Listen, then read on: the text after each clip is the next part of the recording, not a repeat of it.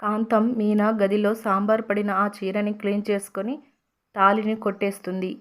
ఇక ఇంట్లో తాళిపోయింది అని అందరూ చాలా బాధపడుతూ ఉంటే చంద్రకాంతం అందరిని చాలా నిందిస్తుంది. ఇక మీనాపై నింద పడుతుంది. అందరూ ఒకరికి మించి ఒకరు చాలా గొడవ పెట్టుకుంటూ ఉంటారు. శృతి అంతలో అక్కడే ఉన్న సంజు కార్ కీస్ని తీసి బయటకి వెళ్ళి వాళ్ళ కార్ చెక్ చేస్తుంది. అక్కడ తాళిబొట్టు ఉంటుంది.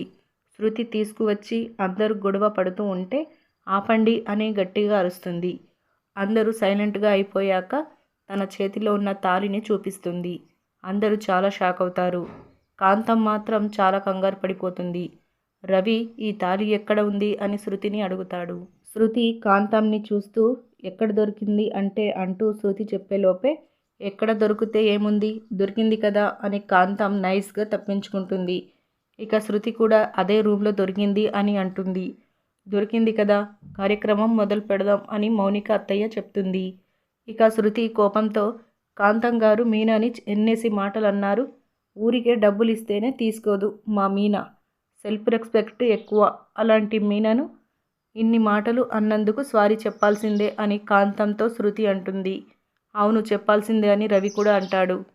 అవును మా మీనను అన్నందుకు చెప్పాల్సిందే అని రోహిణి కూడా మీనాకి సపోర్ట్ చేస్తుంది. సంజు వాళ్ళ నాన్న ఇద్దరు అటు ఇటు చూస్తూ ఆలోచించుకునే లోపే కాంతం సారీ అని చెప్పేస్తుంది. ఇక సంజు వాళ్ళు కాంతాన్ని వింతగా షాక్గా చూస్తారు. ఇక ప్రభావతి అయిందేదో అయిపోయింది, కార్యక్రమం మొదలు పెడదాం అని మీనా ఆ తాళిని తీసుకొని చేయాల్సింది చెయ్యి అని చెప్తుంది.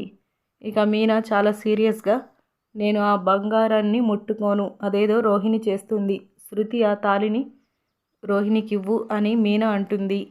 శృతి తాళి రోహిణికి ఇస్తుంది. కాంతం పక్కకు శృతి వెళ్ళి మీతో కాస్త మాట్లాడాలి, పక్కకు రండి అని అంటుంది. నాతో ఏం మాట్లాడాలి అని కాంతం అంటుంది.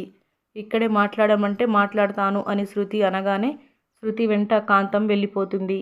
కట్ చేస్తే 21 మార్చి ప్రోమోలో ప్రభావతి మీనాని చాలా తిడుతుంది. నీ నిర్లక్ష్యం వల్లే ఇలా జరిగింది, నువ్వు నీ మొగుడు మమ్మల్ని ప్రశాంతంగా బతకనివ్వరా, పుస్తల తాడు పోగొట్టి ఇంటి పరువు మొత్తం తీసేసింది, అనవసరంగా అడ్డమైన వాళ్లతో నేను మాటలు పడాల్సి వచ్చింది అని ప్రభావతి మీనాను గట్టిగా తిడుతూ ఉంటుంది. బాలు చాలా కోపంగా చూస్తూ ఉంటాడు. మీనా మాత్రం సైలెంట్గా ఉండిపోతుంది. ఏం తెలుసు ఆంటీ మీకు, మీరు అంతా అనుకుంటున్నట్టు అది మీనా పోగొట్టలేదు, అది ఆ చంద్రకాంతం ఆంటీ తీసి కారులో దాచింది అని శృతి కోపంగా ప్రభావతితో జరిగిందంతా చెప్తుంది. మీనా బాలు ఒక్కసారిగా షాక్ అవుతారు. ప్రభావతి కూడా షాక్ అవుతూ చూస్తుంది. అక్కడ ఉన్న వాళ్ళందరూ షాక్ అవుతారు. ఇలా మనకి చూపిస్తారు. ఇలాంటి డైలీ అప్డేట్స్ కోసం మన ఛానల్ని సబ్స్క్రైబ్ చేసుకోండి. Thank you.